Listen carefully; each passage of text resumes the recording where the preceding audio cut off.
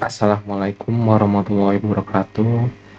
Perkenalkan nama saya Yusuf Al-Qaradawi dengan NPM 2019 4350032. Hari ini saya akan mendemo program hasil skripsi saya, yaitu perancangan sistem informasi masjid kawin rumah berbasis website menggunakan metode PISA. Jadi website aplikasi ini akan berbasis dengan website menggunakan bahasa pemrograman PHP, dibantu dengan framework jQuery. Framework ini bukan untuk mempermudah ubah copy paste, ubah doang, tetapi jQuery ini hanya fungsinya sebagai mempersingkat tulisan saja. Tapi ini tidak ada filter otomatis pada penulisan codingannya. Jadi semua codingan source saya ini ditulis secara manual, hampir semuanya manual, sekitar 95% kalau saya hitung-hitung. Malah 100% kalau saya bilang. Karena jQuery ini sudah dibantu, saya cuma menuliskan scriptnya sedikit. Jadi terus juga saya akan jelaskan sedikit tentang metode pieces. Jadi metode pieces ini adalah sebuah suatu variabel dalam problem, operator sama scope, di mana scope ini lebih memfokuskan apa yang perlu dianalisis. Jadi pieces itu saya kategorikan, pertama adalah P itu adalah performance, itu artinya kinerja. Jadi itu kinerjanya adalah kinerja dari si website itu. Terus I itu informasi tahu informasi itu apa, informasi itu manajemen informasinya. itu adalah ekonomi, berarti artinya ekonomis, berarti efisiensi program ini apakah berdampak baik dalam kehidupan sehari-hari. Misalkan contoh, ketika orang membuat laporan kan pasti masih pakai starik kertas, tulis, buang-buang kertas, tinta kan. Tapi dengan teknologi laptop ini, dengan ekonomis ini justru meringankan. Jadi kita nggak perlu capek-capek lagi. Lalu juga ada namanya C, itu kontrol. Kontrol itu artinya adalah kendali. Siapa yang mengendalikan halaman itu? Lalu juga ada E, efisiensi. Efisiensi itu adalah gimana tingkat keefisienan pada source codingannya, dan juga bagaimana efisiensi pada saat aplikasi itu dijalankan. Lalu service juga, lalu ada bagian terakhir, dan S itu artinya service, pelayanan. Jadi bagaimana layanan yang digunakan website itu, apakah dia responsif atau tidak responsif. Langsung saja ini saya tutup dulu browsernya seperti biasa. Ini programnya saya akan jalankan. Ini adalah contoh source codingan saya. Di sini ada admin page. Ini cukup banyak ya. Di sini juga ada style. Style ini saya buat sendiri manual. Ini sekitar 356 line teks, nomor. Cukup banyak dan butuh banyak inspirasi bagaimana cara membuat website itu lebih baik. Terus juga di sini ada check user. Di sini saya juga akan menjelaskan sedikit sebelum kita demo programnya. Aplikasi ini ada tingkatan level user.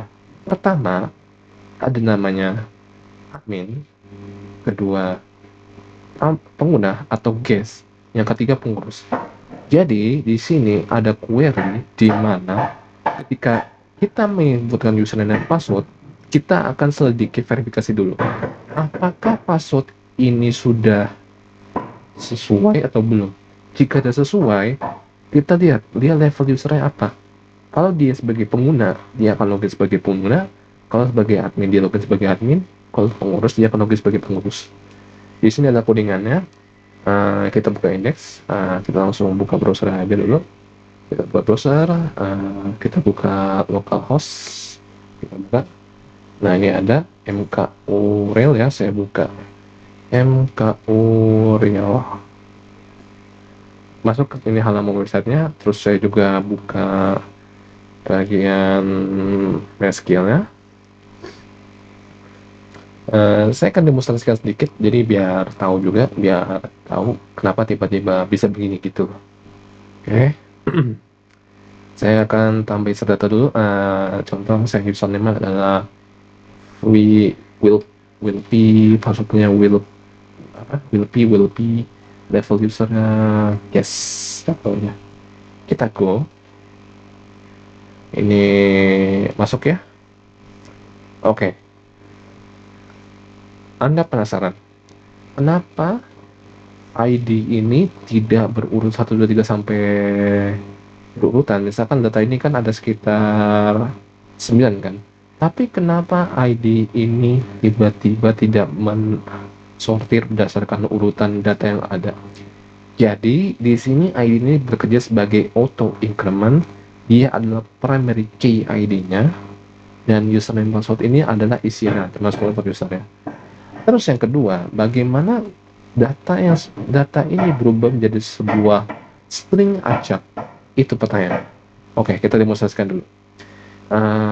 Ini sekarang kita daftar sebagai pengguna, kita daftar dulu, misalkan contohnya Unindra passwordnya. Terus apa sih fungsi dari tampilkan password ini? Ya tetap ini menampilkan password. Nah, sama ya. Ini juga bisa dari sini juga. Sama ya. Tapi bedanya kalau saya lebih prefer ini kalau memang ini buat pengguna HP. Tapi untuk yang laptop ini juga bisa ketahuan dengan mengklik dari data ini, mata ini. Oke, saya akan jelaskan sedikit. Di bagian indeks ini, sebentar saya cek dulu. Oke, di bagian data indeks ini saya akan meregistrasi. Di sini ada function, di sini ada session mulai. Session mulai itu artinya adalah sesi ini dimulai. Nanti ketika mulai, nanti kita ada memasukkan username password, nanti dia akan terekam. Terus yang kedua ada logout, dia akan session yang kita jalankan sebelumnya kita matikan. Nah, terus kita akan fokus ke indeks terlebih dahulu, koneksinya benar ya. Server name, user, pass, dan DB. Saya tidak memakai yang nggak cuma semudah ini. Saya tidak menggunakan yang paling bawah ini saja, tetapi saya mau prefer fokus supaya pengguna bisa tahu kenapa saya tulis seperti ini. Ini adalah langkah yang paling mendasari menjadi seorang full stack web developer. Karena di dunia website itu, jadi seorang developer, kita harus membuat string yang istilahnya membangun value yang lebih baik lagi. Jadi kita nggak perlu manggil tulis servernya, tulis tulis MySQL connect lagi, nggak usah seperti itu. Kita mau bikin tulisannya lebih efektif, efisien saja. Jadi saya bikin nama servername, username, pass, db, dan ini akan dikoneksikan ke berbagai nama file sekaligus jadinya. Ada function ini require koneksi. Jadi saya ingin function memanggil koneksi, jadi saya nggak perlu bikin koneksi lagi di function, jadi saya cuma panggil nama file. Halo, saya membutuhkan file namanya koneksi.php. Ini ada, oke. Selama stringnya, oke, masuk. Jadi koneksi ini, dari data koneksi ini, tidak perlu ditambahin ke function lagi. Ini kita cuma panggil require saja supaya data itu dipanggil. Jadi nggak perlu capek-capek nulis ulang lagi. Kita registrasi ini kita panggil global. Global ini adalah string variable count ini dimasukkan dalam function bahwa ini adalah sifatnya secara menyeluruh. Lalu username dan password ini kita akan perhatikan. Str ini artinya semua tulisan, walaupun Anda tulis kapital, maka semua angka itu akan diturunkan. Lalu juga di sini ada strip slashes, berarti tandanya adalah apapun string yang Anda masukkan, mau itu script atau apapun itu, dia akan mengignore string tersebut. Misalkan PHP, misalkan contoh MySQL connect, check query, database, etc. gitu kan. Itu nanti bakal langsung ke filter bentuk sebuah teks jadinya. Misalkan div class atau CSS masukin ke dalam username, itu nanti dia akan langsung berubah jadi sebuah teks, nggak cuma langsung run program itu sebagai scriptnya. Itu jadi the real problemnya.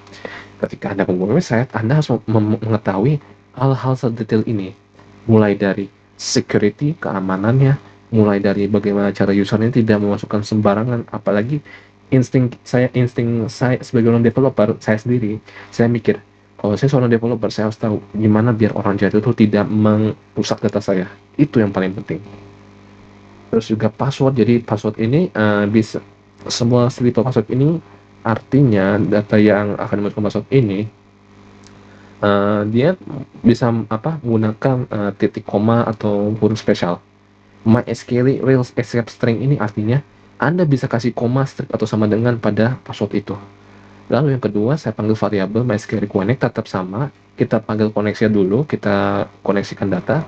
Terus kita tulis select user kita panggil select username from user where username equal to username. Jadi nanti kalau misalkan dia ada username yang terdaftar, berarti nggak bisa daftar lagi. Kalau misalkan enggak, kita langsung ke password, kita langsung hash string yang dimasukkan. Misalkan contoh passwordnya adalah contoh tadi will be, tapi kalau misalkan will be titik 3333 lah istilahnya, itu nanti tetap masuk. Jadi nanti data yang sudah dimasukkan dia akan terenkripsi, jadi menggunakan SHA-256. Jadi ketika Anda masukkan password ini, jadi Anda nggak bisa tahu password apa yang dimasukkan. Walaupun Anda tahu, cuman itu saya sebagai admin nggak tahu itu password apa, ataupun pengurus, ataupun hanya pengguna. Itu jadi semua itu jadi privasi masing-masing. Jadi fungsi ini adalah memastikan bahwa saya menjaga keprivasian password seseorang. Jadi saya nggak tahu passwordnya apa. Kalau dia ubah ya udah gitu. Jadi kalau dia mau kontak saya, misalkan mau ubah password saya, dia datang ke saya, nanti dia minta ubahin. Jadi ini, nanti saya nggak lihat apa-apa, nanti dia yang ubah sendiri passwordnya. Jadi saya nggak tahu dia passwordnya apa. Itu. Terus masukin insert into values, titik, username, password, dan guest. Dah. Di sini ada ubah, nanti ada ubah datanya juga. Langsung saja ya, ini Unindra, kita register, masuk ya. Ini login sebagai guest ya. Di sini ada cetak laporan, di sini ada tanggal. Seharusnya tanggal itu kan bentuknya seperti ini. Kalau diperhatikan ya, tanggal seperti ini ya, 2023/84 kan. Tapi kenapa di sini jadinya August dan bahasa Inggris sama stringnya jadi kayak koma-koma gini? Jadi triknya adalah ketika saya login sebagai pengguna, kita mengetahui bahwa saya mengubah string ini jadi sebuah date. Date ini adalah D itu dari tanggal 0 sampai tanggal 31, tanggal 1 sampai 31. Lalu F itu adalah bulan Januari sampai Desember, yaitu tahunnya lengkap. Ini bentuknya seperti yang pada MySQL, yang MySQL database-nya, PHP-MyAdmin-nya. Tapi ini saya ubah menjadi sebuah string to time di current time saat ini dengan memanggil date tanggal. Jadi hasilnya seperti ini, dan terus penulisan nominal ini yang seharusnya seperti ini, cuman angka, diubah menjadi sebuah nominal seperti layaknya nominal total gitu. Jadi kayak begini hasilnya kan. Nah, ini juga cetak laporan diklik. Apa yang terjadi? Kita bisa cetak laporan sebagai pengguna.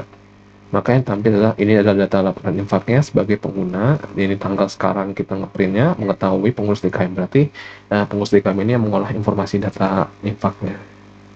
Ini bisa di close lagi, saya close. Ini juga ada hubungi kami. Ini bisa diklik. Telegram saya mau kontak saya bisa. Ini terlalu cepat harusnya di penutupan, tapi ya nggak apa-apa.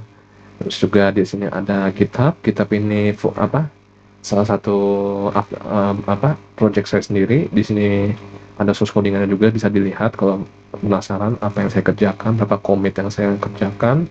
Di sini juga ada Facebook atau Instagram jika mau kontak sama saya, via WhatsApp pun juga bisa. Mari kita login terlebih dahulu. Karena ini untuk pengguna ini cukup simple. Ini jadi user itu cuma bisa melihat saja. Kalau sekarang kita login sebagai admin. Di sini ada login sebagai admin, ada laporan data baru. Di sini bermacam-macam variatif datanya. 12345. Di sini ada list data laporan yang lengkapnya yang di sini. Ini lengkap ya. Ini udah diubah jadi tanggal totalnya, terus ada data pengguna. Jadi siapa yang kedaftar, misalkan Will P, Unindra tadi. Terus ini data user, admin. Untuk admin, dia bisa mengubah dan menghapus datanya. Contoh saya mau menghapus data Unindra lagi. Apakah Anda yakin hapus data? Oke. Datanya sudah terhapus. Jadi nanti di bagian ini, sebentar saya cek backup data. Backup data berarti yang ini. Jadi di sini ada prompt, di mana konfirmasi bahwa apakah Anda akan hapus data, ini adalah script-nya berdasarkan ID-nya. Jadi hilang ya. Nah, terus yang kedua adalah yang saya akan jelaskan bagaimana tiba string ini berubah atau yang atasnya berubah. Password ini akan saya ubah, Aninda tetap sama ya. Aninda password saya ubah. Kosongnya juga nggak masalah, tapi nanti string ini jadi kelihatannya nggak elegan gitu loh. Jadi alangkah baiknya diubah, misalkan contoh Aninda 51 lah contohnya. Level user sebagai tamu, saya sebagai admin saya ubah, berhasil ya. Udah, kita refresh, maka yang terjadi adalah berubah. Yang tadinya kosong passwordnya sekarang berubah jadi yang ketika database ini diperiksa, jadi orang nggak tahu ini apa ini sebenarnya. Jadi ini adalah enkripsi data. Enkripsi data ini adalah memastikan bahwa string yang seperti ini tidak bisa dilihat. Kayak tadi ini WLP kan jadi kelihatan konvensional ke ini kan istilahnya, benar-benar kok begini banget passwordnya, gampang banget gitu loh dilihatnya. Harusnya nggak boleh gitu loh. Apalagi saya seorang pembuat web itu harus tahu bahwa saya nggak boleh kayak begini. Saya harus buat password ini lebih protektif. Jadi misalkan nih, saya akan ubah data WLP ya. Jadi WLP ini saya ubah, saya nggak akan sebutin, jadi nanti ditebak sendiri apa. Tetap jadi level guess. Nanti yang terjadi adalah data yang WLP ini tiba-tiba berubah.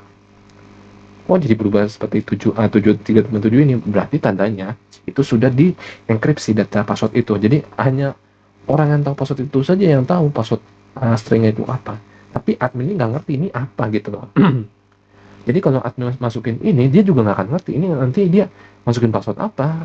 Walaupun Anda enkripsi data kayak pakai MD5, itu tuh MD5 itu kan udah gampang bobol. Apalagi Anda search Google MD5 MD5 decryption lah, istilah decrypt itu kan udah ada gitu loh. Jangan, ini udah bahaya. Mending buat sesuatu tuh yang benar-benar protektif yang bisa melindungi privasi user. Itu yang paling penting. Nah, ini untuk yang username tadi bisa diubah, hapus. Ini bisa dihapus juga, tadi udah berhasil.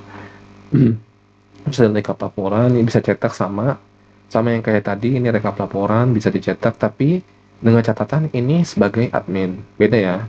Ini admin karena admin yang mencetak, bukan pengurus. Ini juga sama, impact sama ya, harusnya ini juga total sama sebagai admin, benar ya. Ini tampilannya udah selesai. Lalu cek datanya sama. Ini ada pagination ini menampilkan data yang sepenuhnya. Jadi di sini ada fungsi di mana saya melimitasi data yang ditampilkan dari database-nya. Jadi satu halaman ini ada 3 halaman yang saya tampilkan, jadi nggak bisa semua dilihat. Kita bisa tambah data, misalkan tes nyali, misalkan hari tanggal 10, nominalnya 5.000 deh contohnya. Tambah data, berhasil ya, muncul nih di nomor 5-nya, berhasil ya. Jadi semuanya itu bisa lah istilahnya. Muncul, ini bisa dihapus juga, ini bisa diubah juga jadi 5.000 sama.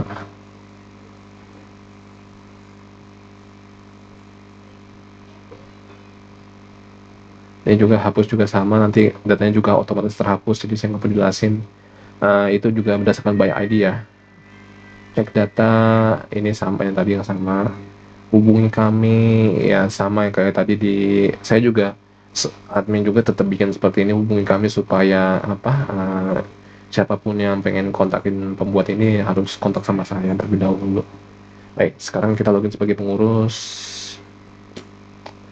Masuk, ini untuk pengurus dia cuma menampilkan data laporan saja, tidak lengkap, tidak ada namanya admin, admin, terus username, terus level usernya saya nggak tampilkan itu. Ini pengurus hanya pengurus ya saja. Datanya jadi nanti yang sudah saya input sebagai admin tuh udah otomatis terupdate ya di bagian ini. Nah, tuh lihat tuh, sama kan? Jadinya sama yang kayak tadi. Ini nggak perlu saya jelasin lagi, ini sama. Jadi admin pengurus itu bisa nambah, hapus, sama ubah data. Terus rekap laporan juga sama. Dan tapi ini saya ingat, dan ini sebagai pengurus. Kalau kita klik, nanti hasil PDF-nya dia sebagai pengurus DKM. Jadi sama ya. Atas bawahnya sama aja ya. Cetak laporan impact juga sama. Sama. Nah, ini sudah menu untuk data user. Jadi, data user pada admin dan pengurus itu ada saya batasin. Untuk pengurus tidak bisa menghapus datanya sendiri, karena itu krusial. Yang saya kasih adalah pengurus hanya bisa mengubah data mereka sendiri, username, password, username dan username dan password mereka sendiri. Tapi kalau untuk seperti data level user itu tidak bisa.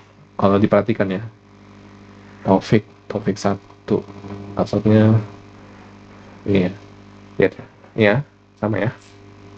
Jadi level user itu tetap pengurus. Jadi pengurus di kami itu nggak bisa ngubah jadi admin, nggak bisa. Apalagi sebagai pengguna itu nggak bisa. Jadi dia cuma satu wewenang, satu role, satu peran doang. Jadi kita ubah data berhasil, ya. Terus juga di database berhasil, kita lihat berubah ya. Oke. Lalu ini data dashboard bagi halaman utama, dan ini hover menu ini adalah menampilkan tampilan jQuery yang saya gunakan. Jadi jQuery ini nih, ketika saya klik menu ini dia akan menampilkan sidebar pada sidebar halaman menu di sebelah kiri saya. Di sini juga ada link, bisa diklik juga.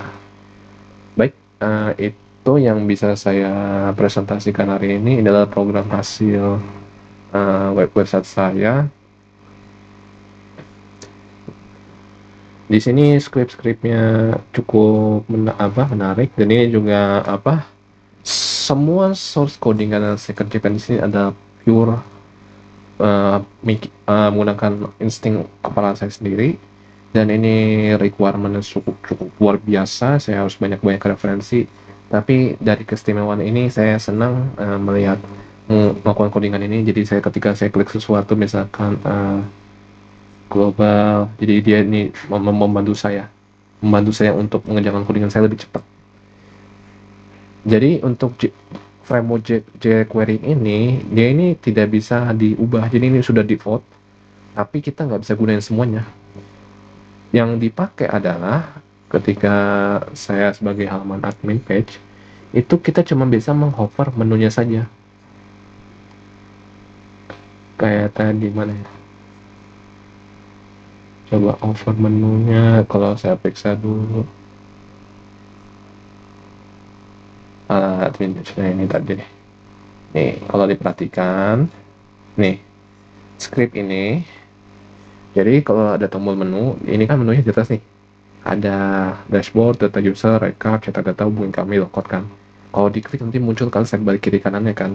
Nah, ini kegunaannya jQuery. Jadi simple, dia cuma mengubah elemen-elemen yang ada yang saya ketikkan sebelumnya gitu. Jadi itu keistimewaan jQuery, simple. Dan ini jQuery ini bukan framework yang istilahnya saya copy paste template-nya terus ubah begitu, enggak. Ini benar-benar pure dari kosong, saya buat saya sendiri, saya scratch dari awal sampai saat ini. Walaupun nanti pasti saya melakukan debugging lagi, ulang-ulang, kurang lebihnya ya.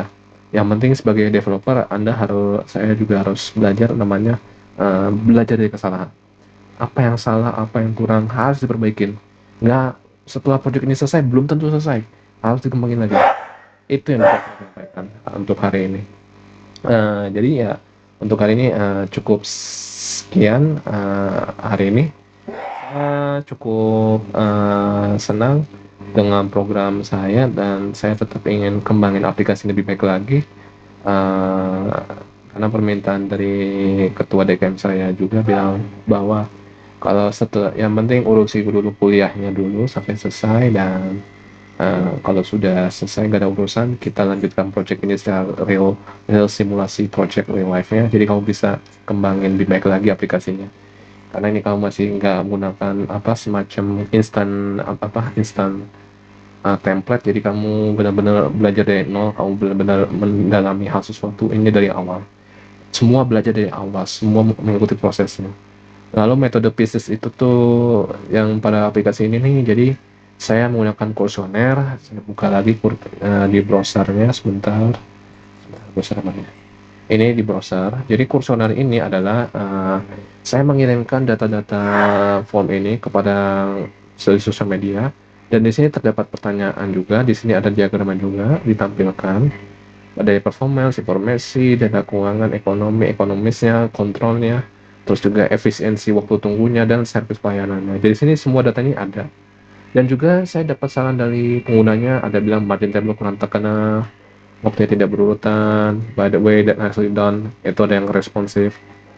Ada juga ngasih untuk saya itu mungkin bisa disesuaikan. Jadi ini salah satu feedback untuk diri saya sendiri untuk saya mengembangkan aplikasi lebih baik lagi. Saya cukup senang.